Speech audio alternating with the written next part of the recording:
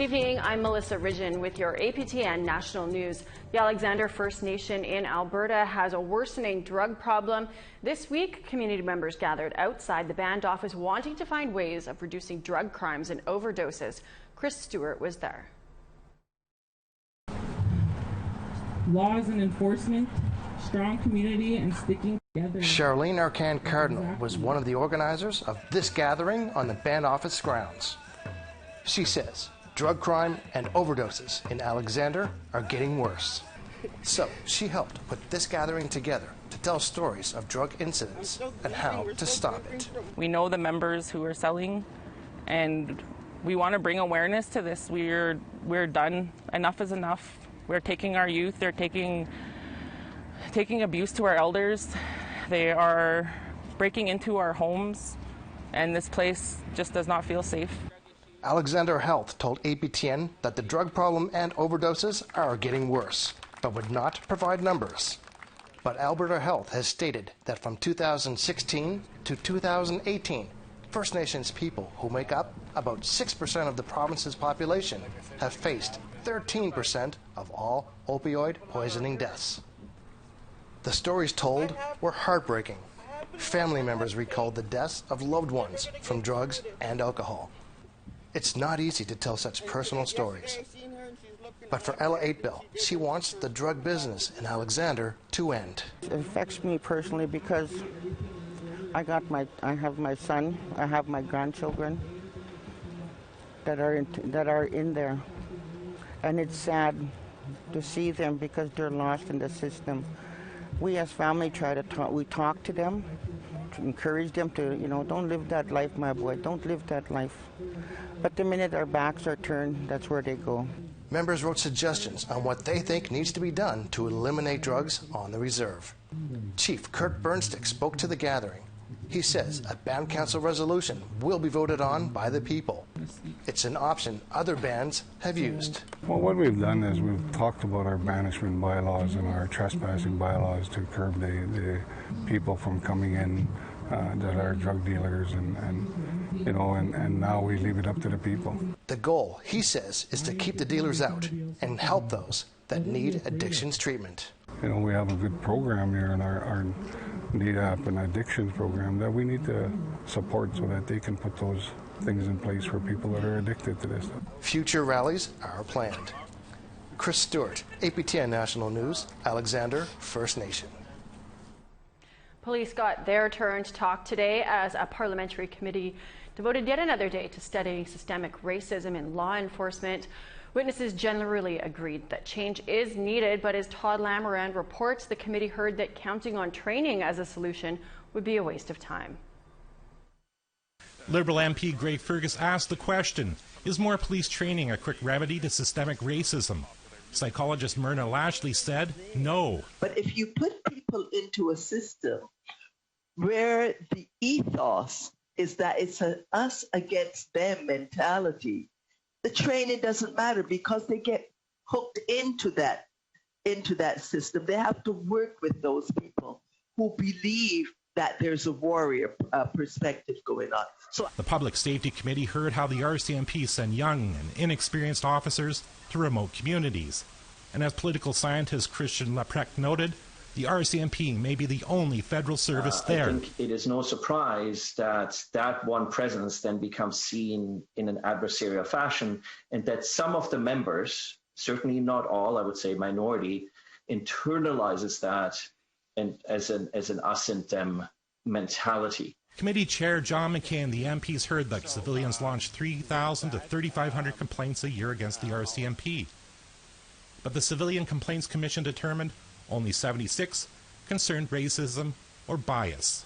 I hope you're not concluding that since there's a low number of complaints based on racism that there is little or no systemic racism within the RCMP. Indigenous people do not make use of the public complaint system, and that is an issue for us that we need to work on. The best way to work on that is through better public education and better outreach.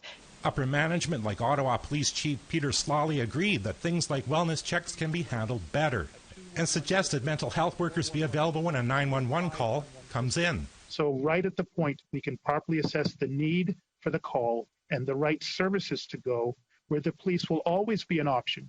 Quite often they will be dispatched in support of the social service worker or the mental health worker, but the immediate contact will be the right resources and not just the police resource.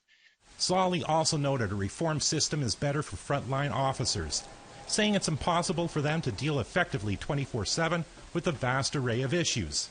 It has created an unimaginable amount of stress and strain on our frontline officers.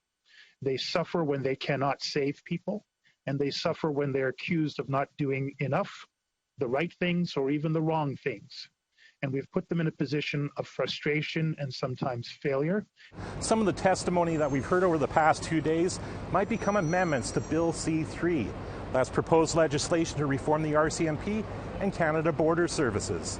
Paul Lamarand, APTN National News, Ottawa. Thanks for that, Todd. Discontent is brewing again at an Ottawa jail that's been in the news a fair bit recently. A reported 70 inmates at the Ottawa Carleton Detention Centre are on their third day of a hunger strike. This follows a hunger strike in June that lasted 31 hours and ended after successful negotiations. Inmates had demanded healthier food and access to hygiene products to reduce the spread and risk of COVID-19. More than a month after those promises that their demands would be met, the inmates say that they are still waiting.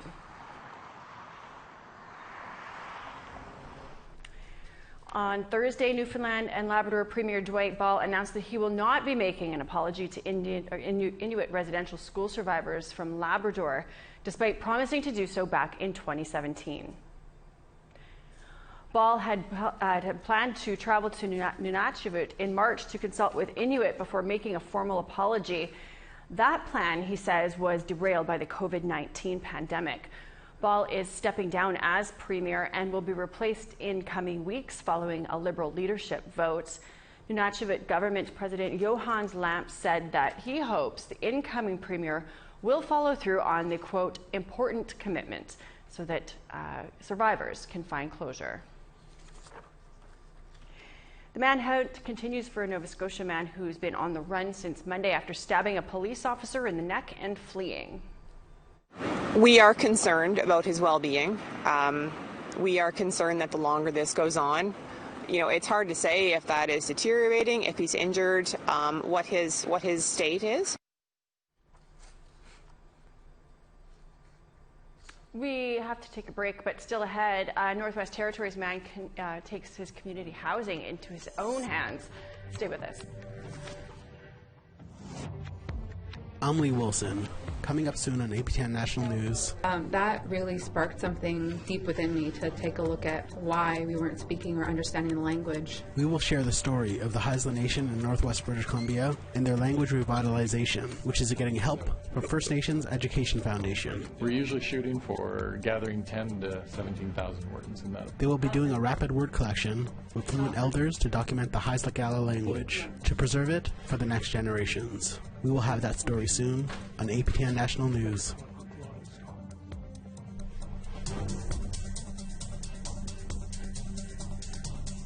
We've got fog in St. John's and 19 degrees, 29 for Charlottetown and Halifax. La Grande River, mix of sun and cloud, and 25. Happy Valley Goose Bay, 19 and cloud. Quebec City, sunshine and 28. Montreal, 30 and sunny.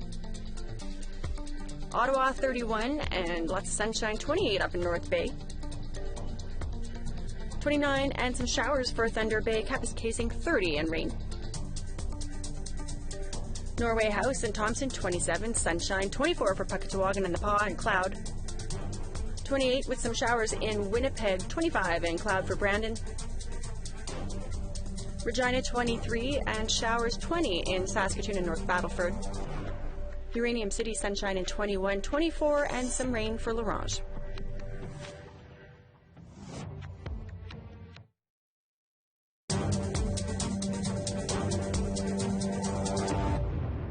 Welcome back. Housing in the Northwest Territories can be tough for anyone, let alone seniors. That's why one man in Fort Simpson is taking it upon himself to do more housing options for his community. Our reporter Charlotte Mort-Jacobs has that story. It may look like an ordinary house now, but Dennis Nelner has big plans to transform it into Amos House, a place for seniors in Iroquois Fort Simpson, Northwest Territories. A big deck out here, and a person will be able to wheelchair all the way up into the house. It belonged to his mom, Madeline Nelner, who lived independently into her early 90s. This is Mom's house as it was. This was the living room area, the dining room. Like so many, Madeline had to leave her community and travel to Yellowknife for health care.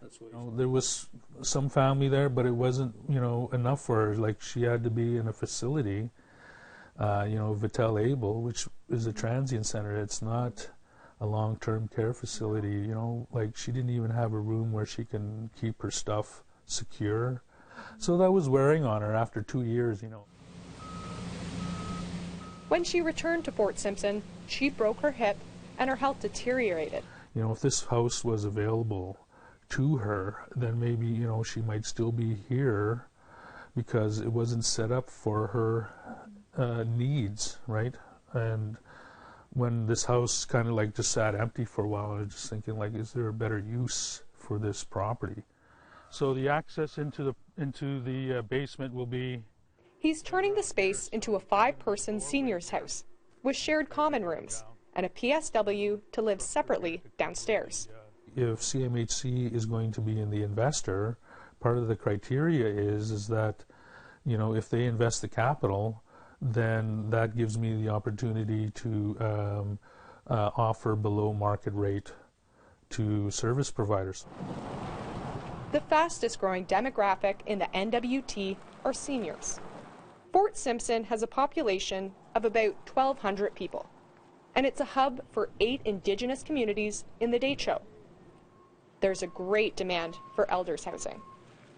But there's only one long-term care here, with 1 respite room and 17 regular rooms. So wait lists are long. Martina Norwegian also sees challenges in accessing government-run housing programs. She went to the local housing authority on behalf of her elderly uncle, who wanted a stove and electricity for 1 light in a 16 by 24 square foot home. So I said, well, what kind of code does he need to get power? And they gave me this whole, code, of what they needed. And then they wanted to give him a new house, and he didn't want a new house because he couldn't maintain it, because he had no money and no job. What happened next was tragic. So my uncle had to have a candle, like they lit their little house with a candle. It just makes me so angry because it ended up that the son came home late one night, knocked over the candle, and burnt the house down, and my nephew died in it. As the president of Fort Simpson's Historical Society, she says, when it comes to the future of housing, planning should reflect on the past for Indigenous people. Back when extended and mixed families lived comfortably under one roof with seniors aging in place. They don't want a big mansion. They don't need, we're not asking for that. We're just asking for something that's affordable and something that you can maintain and something that you can work with. Nelner plans to break ground on the project before fall and has submitted his funding proposal with CMHC to move forward, carrying on the legacy of his mom. This is one I like, especially because she's got her fist like this. Charlotte Moore Jacobs, APTN National News, Fort Simpson. Indigenous Services gave an update today on the number of COVID-19 cases in First Nations communities across the country. They are reporting 368 confirmed positive cases, 337 of which have recovered. The department says it's closely monitoring the first case reported in Haida Gwaii this week. Meanwhile, 4 new cases were confirmed in Akwesasne yesterday, bringing the total there to 8. The St. Regis Mohawk Tribe and Mohawk Council of Akwesasne are urging people there to remain vigilant in following protective measures.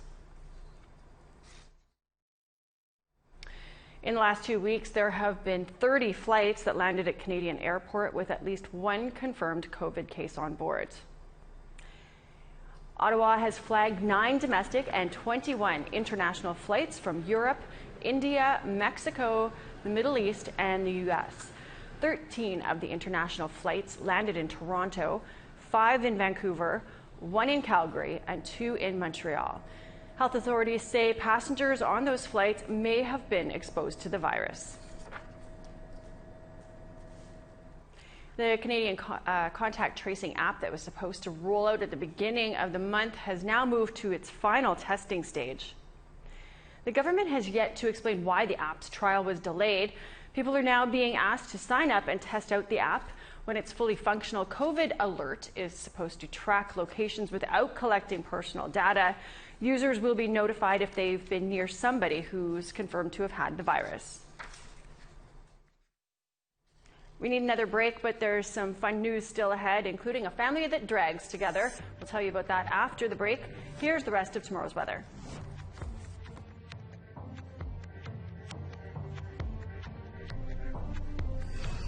Got 22 and sunny skies for Grand Prairie, 18 and showers for Fort McMurray. Edmonton, mix of sun and cloud, and 20 degrees, 20 and sunny in Calgary. Vancouver, 22 and sunny, 23 and sunshine for Victoria. Prince Rupert, rain and 15 degrees. Fort Nelson, 24, sunshine. Whitehorse, 19 and rain, 20 in Beaver Creek, and showers there as well. Wauhee, sunny skies, 22 degrees. Norman Wells, 23 and sunny. Inuvik, 16 and showers. Paulatuk, 14 sunny skies. 11 and rain for Baker Lake. Arviat, 10 degrees and mix of sun and cloud. Tallyoak, 22 and sunshine, 15 and sunny for Arctic Bay, 14 and sunshine for Clyde River.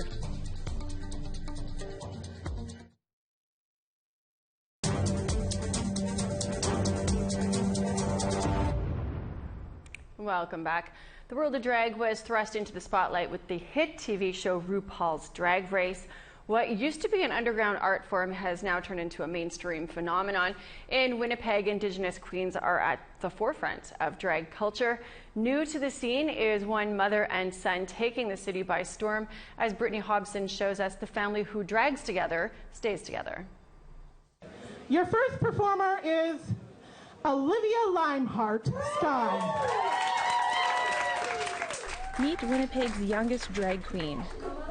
10-year-old Ron Kixon is the young male force behind the city's newest, sassiest sensation.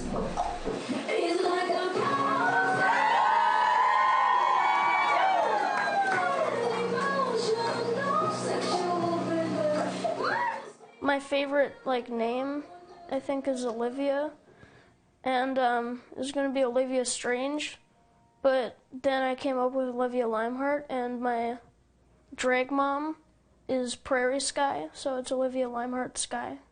Ron has been performing as Olivia for the past 10 months. It started after watching the popular television show RuPaul's Drag Race, where contestants vie to be crowned America's next drag superstar. That's how I learned about what drag is, and I saw a bunch of cool drag queens and performances and stuff. Lip syncing is one of the ways queens show off their skills.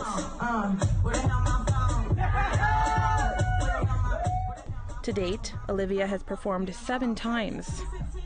But it's not all lip syncs. In the drag world, young queens are often mentored by veterans to the scene.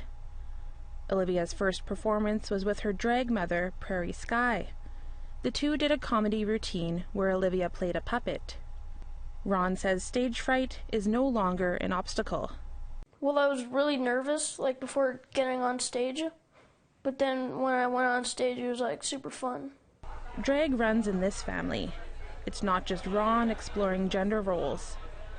His mother, Issa Kixon, recently started performing under the name Smokey Trickstar. I think I always knew that I was, that I had a toughness to me. And I think there is something, very cathartic about putting makeup on as a man and just, owning it. The comedian has spent a large part of their career working with the BIPOC, or Black and Indigenous People of Color community. So when Ron decided he wanted to do drag, there was already a welcoming family. We're living in a time and age where that's possible, and I know as an Indigenous queer kid growing up in the 80s in Winnipeg, something like that wasn't possible or even heard of. So to have my 10-year-old be supported in doing this, like not only from his parents, but from his family, his friends, his queer family, it's been an amazing journey. Drag is tightly linked to the club scene, limiting possibilities for underage performers. But Kixon says the community has come together to create opportunities for Olivia. So it's basically just a whole lot of queer folks getting creative and what we can do with shows and, you know, where we can have shows and, you know, who we can partner with. And now Ron and others created a space for kids at his school. There's a club that me and 2 other kids made, and the guidance counselor, called the Rainbow Lunch Club. And it's about like the LGBTQ plus community. And there's like a bunch of people who joined. Watching Ron transform into Olivia has been a rewarding experience for Kixon. They say Olivia gives Ron the chance to explore other sides of his identity. The confidence and like this toughness where she kind of, she owns you. Like while she's on stage and you're watching her, she owns you. And to watch a 10-year-old do that and to create so much power, wow. As for Ron, he hopes to do drag for as long as he can. And he has this message for other future young queens. Well, like, if you really want to do drag, then just do it. Brittany Hobson, APTN National News, Winnipeg. Just an update on this story. Despite the pandemic cancelling many entertainment events, the family is still finding opportunities to showcase their drag.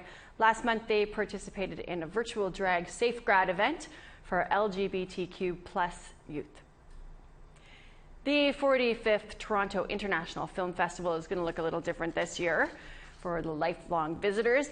This annual gathering for film lovers will have a mix of in-person and digital screenings, as well as other virtual events and red carpets. Kicking off TIFF's opening night will be the filmed version of David Bryan's hit Broadway show American Utopia. That show had played to sold-out crowds on Broadway until the pandemic hit. It premieres in Toronto on September 10th. That is a wrap on your news for this work week. I'm Melissa Ridgen. Join me tomorrow night for your weekend news. Have a great night.